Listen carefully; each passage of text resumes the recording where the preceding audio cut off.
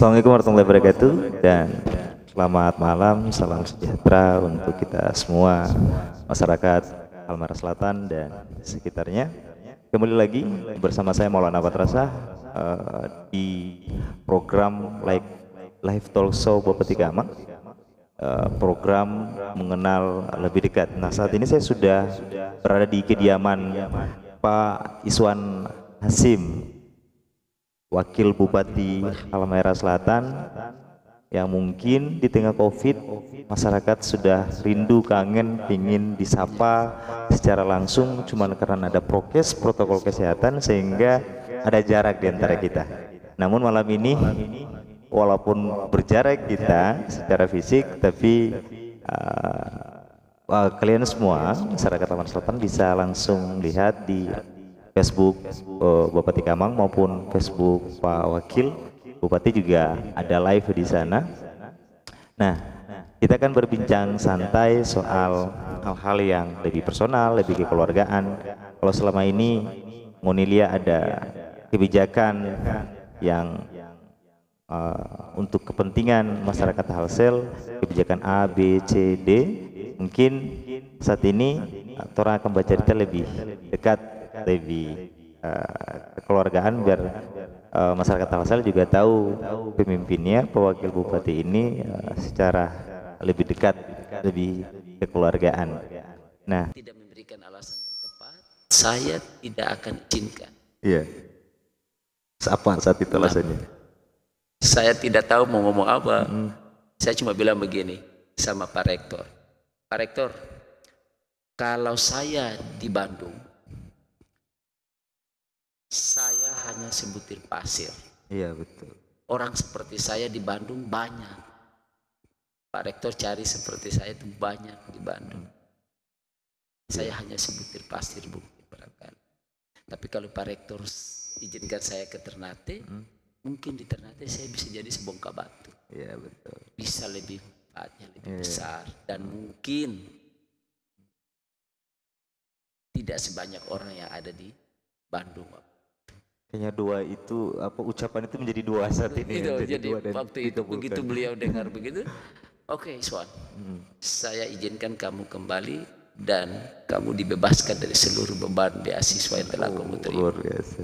Dan akhirnya saya diizinkan kembali ke Ternate. Jadi obrolan sekilas itu semacam ada tanggung jawab untuk menepati alasan menjadi janji menjadi tanggung jawab, sehingga seperti saat ini. Dia bilang ke saya, kalau begitu, kalau kamu punya alasan begitu, saya izinkan. Oke, kamu harus jadi manfaat sebesar-besarnya lah untuk itu. Akhirnya saya pulang, diizinkan kembali dengan tanpa harus mengganti rugi beasiswa yang telah saya terima sepanjang kurang lebih 2 tahun waktu itu. Dan alhamdulillah, saya pada waktu itu saya sudah diterima jadi PNS di sini.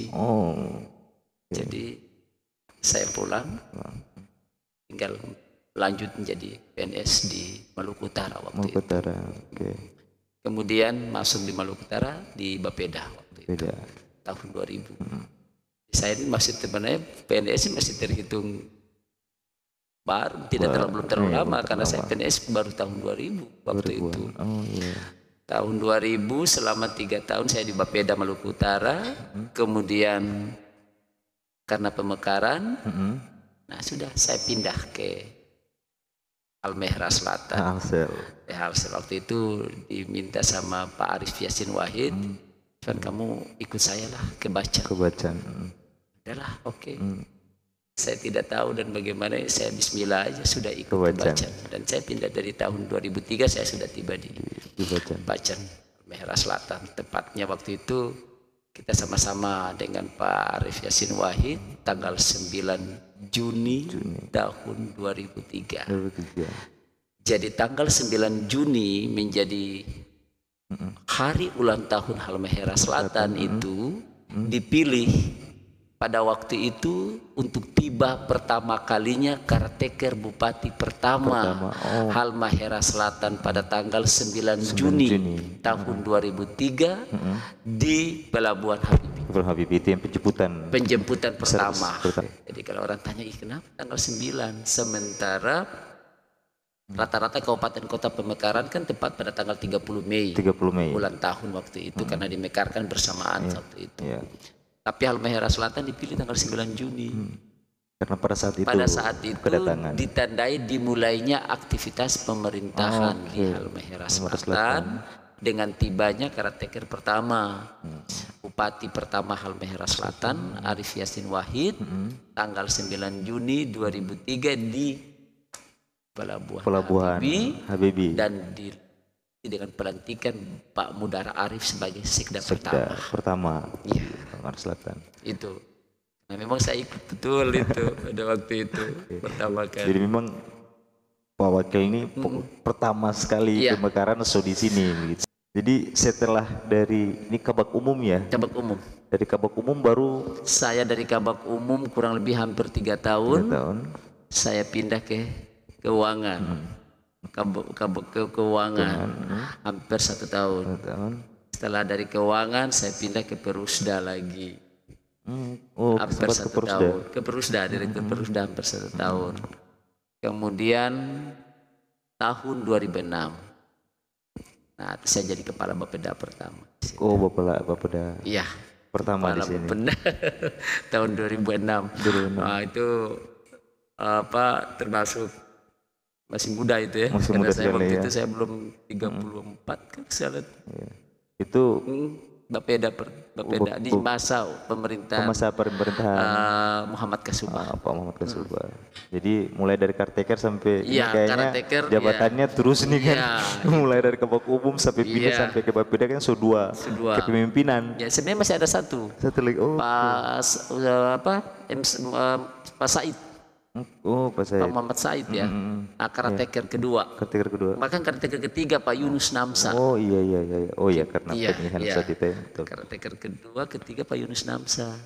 Jadi selama kepemimpinan berganti, posisi Pak Wakil di posisi tetap walaupun berbeda-beda tetap saja ya. Tidak pernah menjawab. Luar biasa. Tidak pernah menjawab. Itu mungkin banyak yang ingin tanya tuh rahasianya apa sih sebenarnya? Kita profesional sebagai aparatur birokrasi betul dalam menghadapi demokrasi pilkada ini kita tidak bisa terhindar dari situ. Tapi seorang birokrasi harus bekerja dengan profesional. Orang semua tahu bahwa tidak ada bisa terhindar dari keberpihakan. Tapi keberpihakan seorang birokrasi itu kalaupun andai kata itu adalah hak politisi dari seseorang, harusnya tersamar hanya dia yang tahu. Iya, betul. Karena dia berada di ranah birokrasi. Tunjukkan profesional bekerja, loyalitas dan dedikasi kepada pemimpin. Pada saat pemimpin itu dia berada di tengah-tengah Anda. Kemudian jadikanlah pribadi yang konsisten. Betul. Itu yang penting. Itu penting. Konsisten artinya Anda seorang birokrasi beradalah pada bidang birokrasi. Iya, betul. Jangan birokrasi rasa politis. Karena tak mau jabatan. Iya, itu. Karena mau jabatan berpihak ke sini. Ya wajar kalau kandidat Anda kalah, Anda non-job.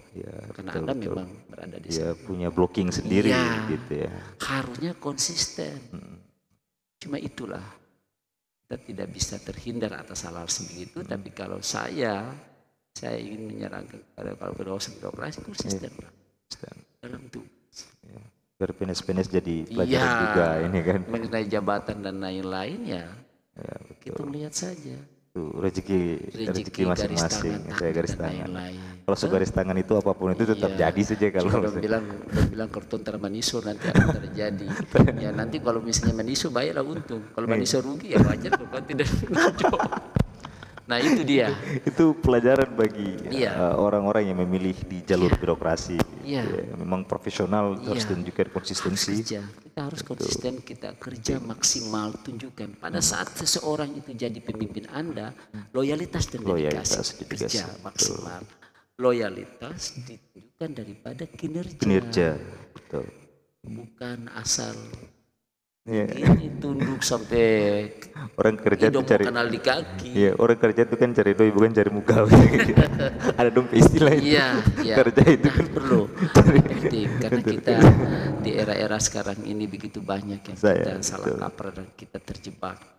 Kita merasa bahwa kalau kita tidak begini nanti begini, kita tidak begini nanti begini. Nah ini kurang lebih seperti itu. Jadi setelah dari Bapeda saya pindah ke PU. Ini semacam ada orang tua dulu PNS di PU juga. PU. Semacam garis keturunan dari ayah begitu. Pindah ke PU 3 tahun. Habis itu dari PU ke BKD. Oh BKD. BKD setelah BKD ke Diknas. Setelah ke Diknas balik lagi ke PU. Itu kalau sekarang jadi wakil bupati cocok karena pengalaman hampir semua SKPD pernah pimpin tuh kan, berarti itu luar biasa sekali. Oh, jadi kurang lebih habis ke PU, dari KPU balik lagi ke Diknas, dari Diknas balik ke PU, dari PU situlah saya jadi wakil bupati. Jadi kurang lebih ada 9 atau 10 SKPD. Mungkin masyarakat Halsel ingin tahu nih, untuk kenapa sih sebenarnya sejak kapan berpikir untuk menjadi wakil bupati? Ini kan saya sebenarnya mau menyambungkan antara ucapan alasan dengan Pak Rektor itu. Itu kan semacam ini orang suka sekolah 2 tahun, tapi dengan alasan itu semacam menjadi tanggung jawab yang harus ditunaikan. Mungkin wakil bupati salah satu alasan menjadi tanggung jawab untuk ditunaikan. Itu sejak kapan berpikir untuk menjadi wakil bupati? Saya ingat sekali pada waktu itu tinggal H-7. H-7 saya ditelepon sama Ustadz Muhammad waktu itu malam. Iswan besok kamu berangkat. H-7 itu artinya H-7 tinggal pendaftaran di KPU. Tinggal 7 hari mau pendaftaran di KPU. Ya tuh? Ustadz Muhammad telepon saya. Iswan besok pagi kamu berangkat. Saya waktu itu masih kepala PU. Kamu berangkat. Saya bilang Ustadz kalau besok ada pesawat saya dapat tiket boleh saya berangkat. Besok saya telepon dan saya dapat tiket berangkat. Sampai di sana Ustadz Muhammad bilang sama saya, Iswan, kamu dampingi Bahrain saja ya jadi wakil bupati. Dia minta saya jadi wakil bupati. Memang waktu itu ada sudah ya wacana-wacana, tapi kan kita orang birokrasi. Saya tidak pernah terpikir untuk jadi seorang wakil bupati. Orang birokrasi ya. Istilah bahasa bilang birokrasi tulen lah ya. Iya betul. Ustadz bilang, nah kita bercerita 4 mata. Ustadz Muhammad bilang, Iswan, betul sudah seorang birokrasi banyak. Kalau kamu jadi wakil, kamu bisa berbuat lebih banyak. Bahasanya itu saya masih ingat betul. Pak Ustadz Muhammad bilang, kamu bisa berbuat lebih banyak, bisa banyak yang kamu bisa lakukan. Saya waktu itu masih 15 tahun. 15 tahun. Kan kalau saya 50 sekarang, berarti kalau PNS di eselon 2 paling tidak 58 tahun atau 60. Iya betul. Berarti saya kan sekarang masih 10 tahun lagi kan baru pensiun kalau hitung-hitung ya. Betul. Dan waktu itu saya punya pangkat 4C, mau naik 4D. Wah, pangkat-pangkat yang strategis. Pangkat strategis ya benar. Nah gitu orang dan ini ya. Nah, jadi Ustadz Muhammad kamu ini sudah. Saya bilang ya. Ustadz bilang banyak sekali Ustadz bilang kamu bisa berbuat lebih baik. Kamu bisa ini, kamu bisa banyak yang kamu buat. Seorang wakil bupati bisa mengkoordinir banyak begitu kan, dibandingkan yang kamu hanya pegang sampai SKPD. Betul. Sudah jadi saya bilang, saya tanya, kalau begitu Ustadz saya minta waktu, besok saya tanya sama Bapak dulu. Nah begitu besok saya telepon, malamnya saya telepon sama Bapak saya, Bapak masih hidup waktu itu. Saya telepon, Bapak bilang, terserah kamu, Bapak setuju saja. Saya heran, waktu itu kan bisa sampai dia setuju tuh saya juga luar biasa. Akhirnya saya bilang, ya Pak, kalau memang setuju Bismillah Bapak, orang saya jadi wakil bupati, tapi ini berhenti dari PNS. Berhenti dari PNS itu yang. Kalau tidak dapat tuh berhenti. Berhenti. Tapi kalau dapat alhamdulillah, kalau tak dapat tuh berhenti. Iya. Bapak bilang Bismillah. Bismillah. Kalau ambil langkah, kamu yakin? Bismillah. Tidak perlu khawatir. Ya sudah. Lanjut. Sebenarnya niatnya baik. Untuk obsesi yang lain-lain tuh, saya orang pekerja kan, mau bekerja, tapi bawa niat kita untuk menjadi wakil bupati sederhana sekali. Untuk lebih banyak berbuat, bisa berbuat untuk orang banyak, untuk orang banyak. Kewenangan lebih luas ketimbang itu, hanya menurut cita-cita saya begitu. Itu jadi kalau orang para pemirsa yang ada di rumah, kalau orang mau lihat perjalanan pewakil ini dari Ngidi ke Bandung gitu luar biasa, dapat prestasi, dan karena prestasi inilah yang kemudian sampai di universitas menghargai itu dengan menawarkan menjadi dosen. Itu sebenarnya semacam memang berputar begitu di pola yang sama ketika misalkan waktu di Halsel jadi kepala SKPD, jadi wakil bupati karena prestasi di sini sesungguhnya kan begitu. Itu semacam apa ya, dejavu itu berulang gitu kira-kira wakil saya. Artinya pada waktu Ustadz Muhammad meminta saya untuk mendampingi Bahrain itu sebenarnya tujuannya Ustadz Muhammad bilang bahwa kalau kamu bisa dampingi Pak Bahrain dan kamu bersedia, kalian berdua bisa berbuat lebih banyak. Seperti itu. Memang itu cita-citanya. Tidak ada lain. Jadi cita-citanya untuk orang banyak ya. Dan pada waktu saya memutuskan untuk jadi wakil bupati, tidak ada terbesit sedikit pun untuk keinginan untuk apa tidak.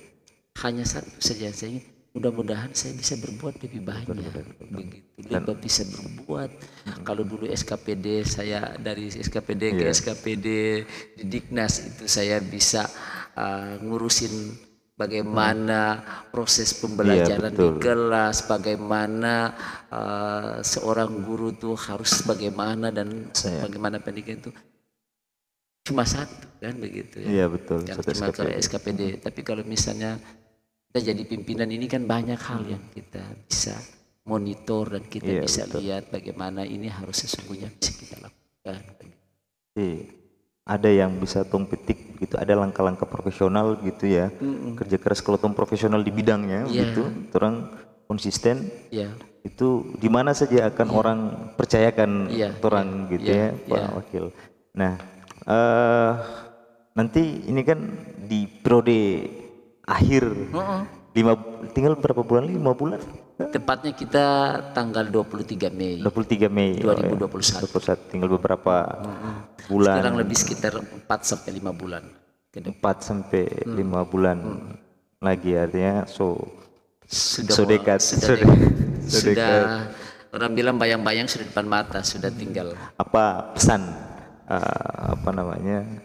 dari pewakil untuk segmen ini, Pak Wakil, untuk masyarakat Halmahera Selatan? Iya, memang untuk anak-anak muda juga gitu. Saya melihat sekali dalam prosesi pembangunan yang dihadapi dalam suatu era pemerintah. Saya ingin sampaikan khusus di tengah-tengah masyarakat bahwa keikutsertaan peran masyarakat untuk memberikan ruang yang semaksimal mungkin atas berbagai kebijakan pemerintah ini harus didukung maksimal. Iya betul. Penataan kota, pembangunan kemasyarakatannya, penyelesaian berbagai masalah sosial, masalah kebutuhan dasar dan lain-lain, baik infrastruktur dan lain-lain, kita memang membutuhkan peran masyarakat dengan maksimal. Karena keberhasilan pemerintah dalam menata infrastruktur, menyelesaikan masalah-masalah sosial ekonomi kemasyarakatan tidak ada lain kecuali merupakan perpaduan antara kebijakan yang ditempuh oleh pemerintah dengan dukungan dari masyarakat. Saya ingin sampaikan juga bahwa hari ini yang kita akan lakukan itu menentukan keberhasilan dan masa depan daerah ini. Kita tidak boleh melihat daerah ini pada hari ini saja. Tapi kita harus berani berkorban untuk melihat daerah ini pada masa depan. Betul. Karena kalau kita tidak mencoba itu, kita punya ruang lingkup itu tidak akan berkembang. Iya, betul. Kita harus berani berkorban hari ini untuk memberikan lompatan besar di masa depan. Iya. Saat ini. Iya. Saya sedikit mensentil ini karena saat ini kita bisa saksikan ya sekarang di menjelang akhir masa ini mungkin bagaimana pasar mau ditata dan lain-lain. Ditata itu juga. Ya, bagaimana pengembangan ke depan kota dan lain-lain. Ini membutuhkan kita partisipasi maksimal. Di dalam pemerintahan tidak boleh ada terjadi kontradiksi satupun dalam garis jenjang vertikal pemerintah. Iya, betul.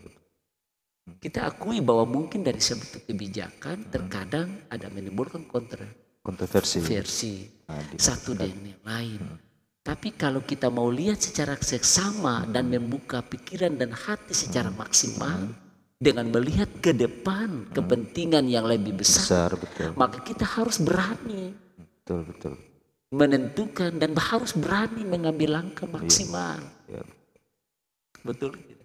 Jadi memang kan pemerintah kan harus mau harus mengambil kebijakan yang maksimal. Iya, betul. Karena kita meletakkan suatu pembangunan dasar bukan kepentingan hari ini. Iya, betul.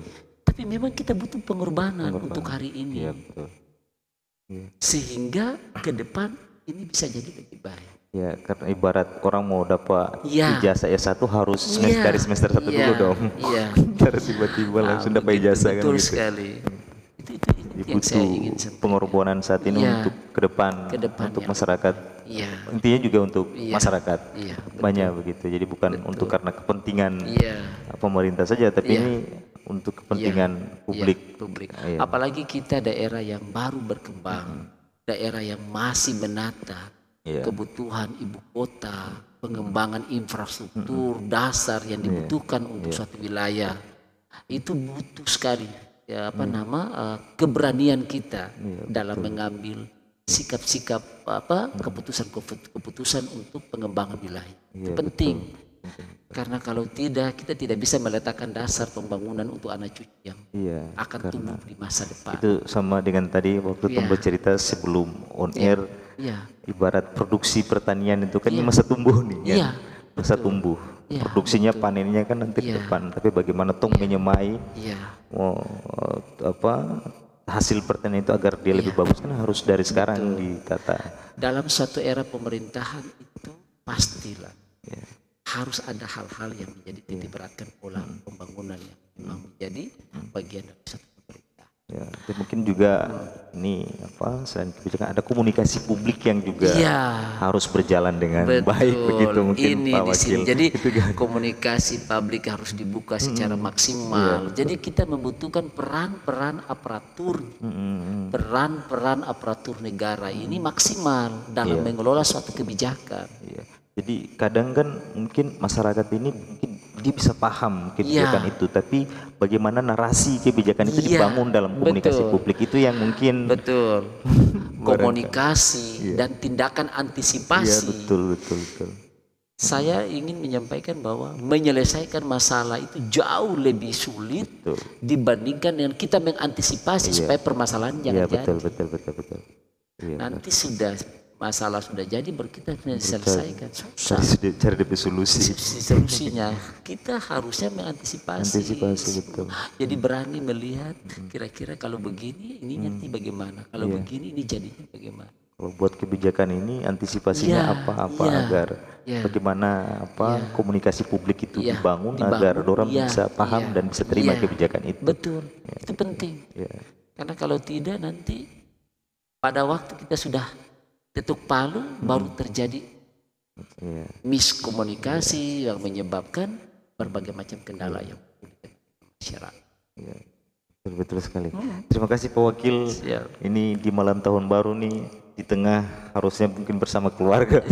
Pak Wakil milih bersama masyarakat Halmahera Selatan melalui live talk show mengenal lebih dekat Bapak Tikamang ini. Masyarakat Halmahera Selatan. Kalau dari kemarin Uni beliau punya kebijakan sebagai pemimpin. Nah ini ya walaupun cuma beberapa menit, tapi minimal sudah sedikit setidaknya mengenal lebih dekat Pak Wakil Bupati Halmahera Selatan. Mungkin sudah bisa tahu. Mungkin ke depan kan belum bisa buka YouTube tuh generasi berikutnya untuk tuh Pak Wakil Bupati tahun ini tuh begini, ternyata luar biasa, punya profesional yang tinggi, mengutamakan pendidikan gitu, manajerial yang baik gitu. Jadi semacam semangat dan jadi referensi sosok gitu.